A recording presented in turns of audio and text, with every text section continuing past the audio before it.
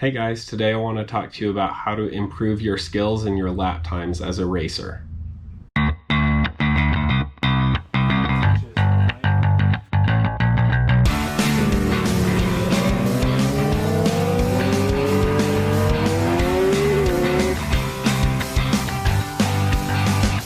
So the goal of many people when you're doing track days or racing is to drop your lap times. When you're doing track days, you're fighting against yourself, trying to make yourself go faster.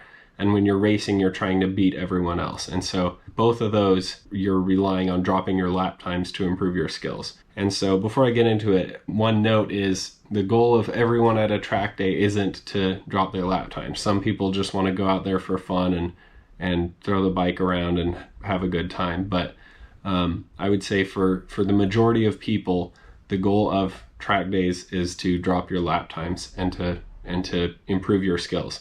And so there are 6 things that we'll go over today that I would do to drop your lap times that have been very helpful for me. And so first of all, which is kind of 2 parts, part number 1 is get a lot of practice, which might seem obvious, but go to a bunch of track days, get a lot of seat time, and more specifically, I would do it with a lap timer. Something like the AIM Solo 2 is what I have, a GPS-based lap timer. So then you can see your lap time in real time, what the difference is from your fastest time of the day, fastest time of the session, however you want to set it. And so you can try something new in a corner and say, oh, I gained 2/10 there, I'll keep doing that. Or I lost a 1/10 there, I'm gonna try something else next time. And so you can see in real time what you're doing and how that's affecting your lap time. The third thing I would do is using a track map. So print off, before the track day or the race weekend or whatever, print off 5 or 10 copies of the track map, and then go through and say, put your gearing down. I'm crossing the start finish line in 4th gear, then shifting to 5th, then down 1 for corner 1, back up 1 for corner 2, then down 3, approaching corner 2, whatever it might be. Write your gearing, what gear you're in, down on the track following your lap.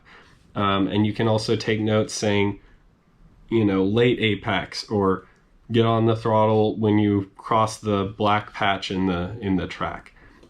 Something like that to help you out, because you're not going to remember, once you go out there 2 or 3 sessions, you're not going to remember what you were doing the first session. And so when you first come in off track, you should be writing your gearing down. You should be writing any notes down that you thought of that improved your lap times. Write those down so you can replicate that over and over. So those are the most important things. I would start doing that right now. If you're watching this video and not doing any of those things when you go to the track, I would highly suggest starting to do that. And so then the other 3 things I would say, which are kind of next steps to take. So those are like introductory. You should be doing track days and improving your pace and using a lap timer. And then come in after every session and fill out a track map with all your information. And then, like, my guess is once you start doing those things, how it worked for me was my lap times decreased very sharply. And then over time, the benefit fades away as you're getting better and better at those things. The learning curve is steep. You'll improve your times a lot, but then fast forward 6 months and your times will be roughly staying the same again.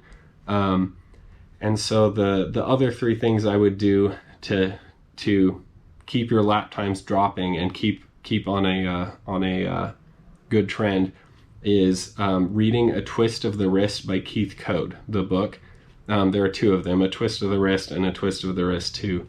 But they're books written by Keith Code, who coached JD Beach. He runs the California Superbike School. He's a incredibly talented racer, and he wrote those books that discuss different types of corners, what you can do, inputs you can make into the bike to make it do X, Y, or Z. It's a ton of super helpful information. It's on Spotify actually, so you can listen to it for free if you have Spotify, the audiobook version, or you can read the paper version. So that's the fourth thing I would do. Fifth thing I would do is get coaching in person.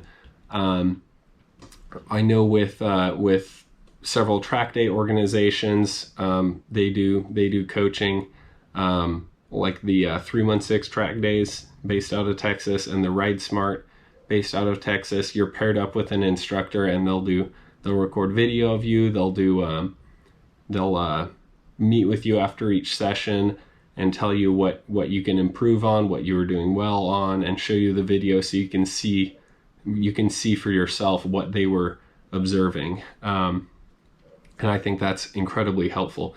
There are also independent people with CMRA. The guy who holds a lot of the track records is named Dustin Dominguez. And I got coaching from him at Hallett, one of the tracks that he holds the lap record. And so hearing from him, that the best of the best, there's never been anyone faster than him around that track on a bike. And so hearing from him, take this line, get on the gas here, don't worry about braking late here. The exit of the corner matters more than the entrance, whatever tips he has. Those are incredibly helpful. From those expert riders, to get their input on what you're doing right and what you're doing wrong, and that can definitely break you out of the cycle of not improving your lap times.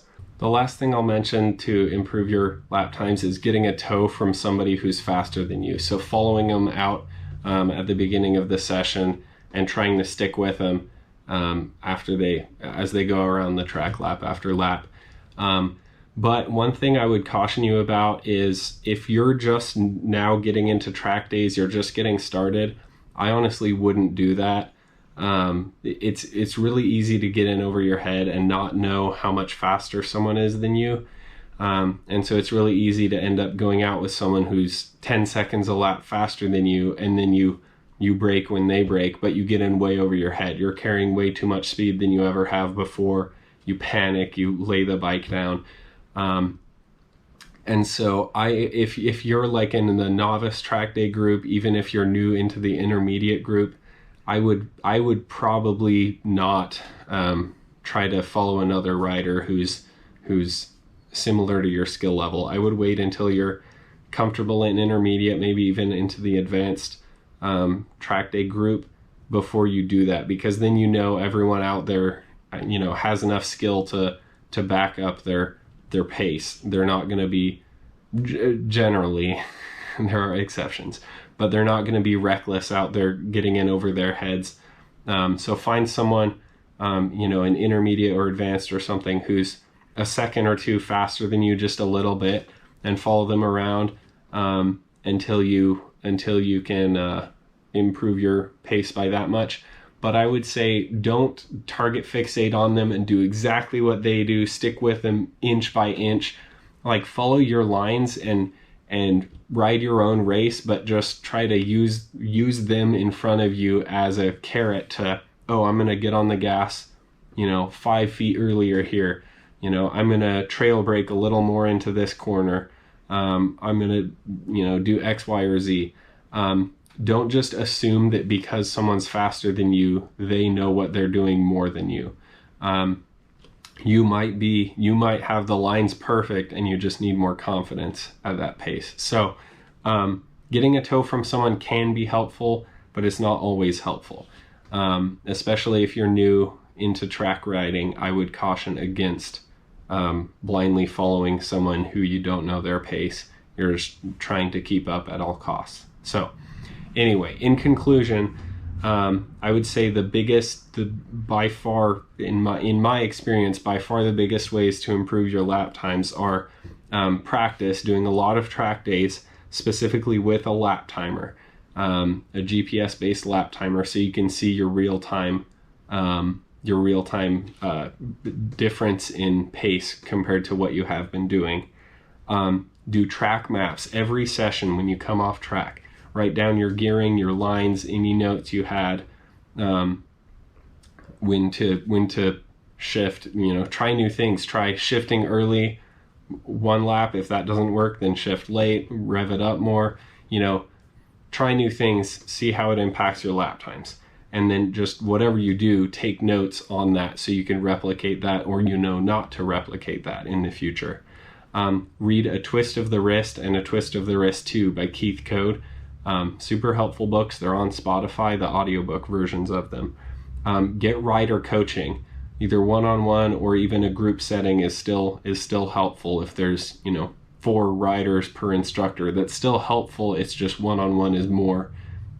You get more detailed analysis of what you're doing because the coach is focusing just on you, not on the 3 other people in your group. And the last thing is that I would do is getting a tow from someone who's faster than you. You do need to be cautious about getting in over your head. Try to pick someone who's a little faster than you, not way faster than you, and you're going to crash trying to keep up with them. So those are the 6 things I would do to improve your lap times. And in addition, there's like suspension adjustment and tires and stuff like that, but we'll get into that later. Unless you're well into the advanced pace at a track day, or near the top of the novice grid if you're racing, I really wouldn't spend the money on suspension and the best tires in the world. Just focus on you, focus on becoming a faster rider. Anyway, I'll go into another video what you can do to make your bike faster, but that was how to improve your riding skills. So anyway, thanks for watching. We'll see you in the next video.